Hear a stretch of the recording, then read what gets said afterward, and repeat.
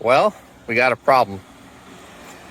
This is my good plant, and unfortunately this morning I noticed my stump was foaming, so I had to do some surgery. Classic foaming stump. Show you guys how you're going to take care of this. You don't see this often. People generally don't share how they take care of the foaming stump, but we got one luckily, so we're going to show you. So the first thing I'm looking at is I'm looking at the interior flesh to see how far the foaming has progressed, and that's an indicator. The color inside will be an indicator how early you caught it. So you can see up inside it's nice and green. It tells me this foaming stump I caught relatively early. You can see down here this browning, that's the start of rot.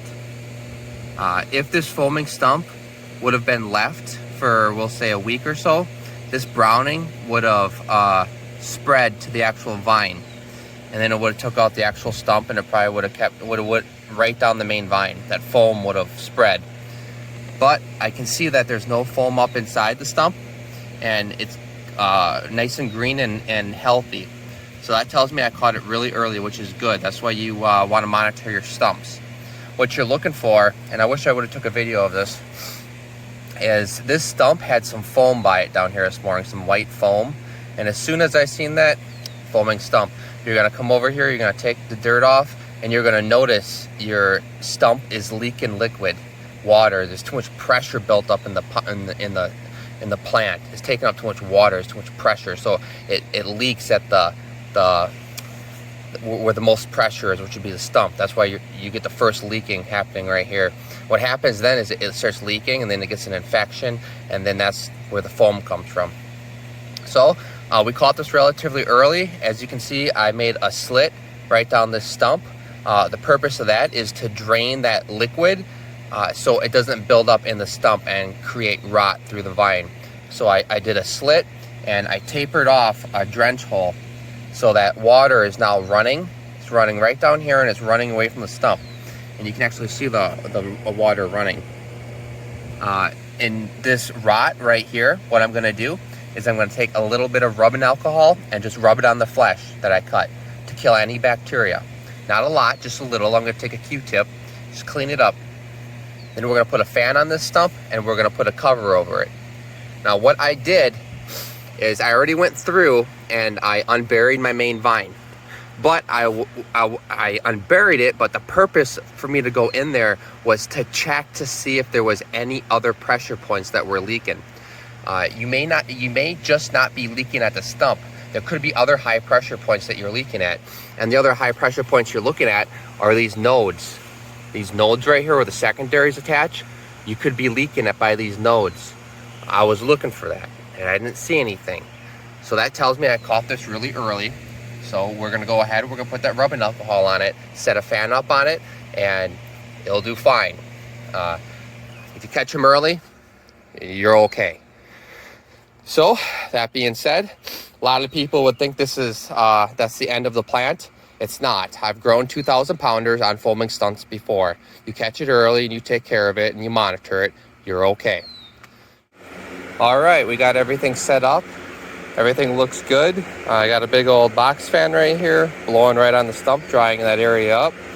Got an oscillating fan, just oscillating back and forth, getting anything this box fan's missing. And you'll see I have fans set up down the main vine, all the way down, zigzagging air back and forth right down the main vine to get any problem points as they occur. All right, we'll say that's good. We'll see you guys in a couple days. We'll see how it looks. It's been 3 days now since I cut open this foaming stump down here. And every day I come over here, I got some caretaking steps I do to the stump, because you can't just cut it and forget about it. So you see I have these fans set up on it. And when you come here in the morning, you'll see that there'll be foam built up right down by this nook where I cut. You have to go in here and you have to scrape out that foam, get it out, And anything that might be impeded in this little channel I made, you have to clear up, because again, we do not want water to back up in the stump. And it's very important you're very diligent about clearing that. So typically I come to the greenhouse twice a day, and in the morning I'll clear this, and then at night I'll clear this. And eventually this will all dry up and it'll stop leaking altogether. So you see right now up here, this is all dry. Up here it's all dry, and then right down here it's a little moist yet. But I'm thinking like 4 or 5 more days and this will all be dry. And hey bud, Doug wanted to say hi. All right, dude, let's get out. Can't have you in here. When did you learn how to open doors? So that looks good. I'm pleased how that, and I'm pleased how this stump looks, and it helps that this stump is lean like this. So this is probably one of the easiest foaming stumps I had to treat, because I didn't have to dig real deep in order to create a channel, because I was already naturally leaning in the perfect direction. And you'll see also I put sand down here.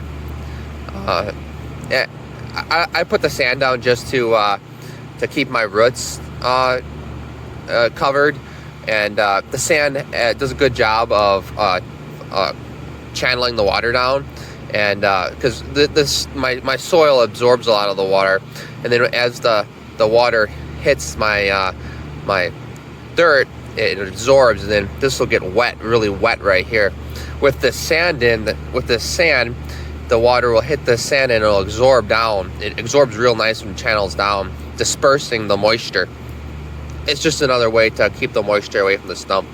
Just a precautionary thing.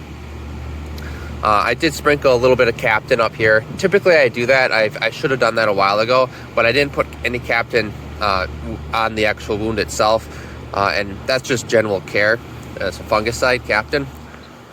So I think we'll leave that for now, and we'll show you guys that in another update, what it looks like as the year progresses.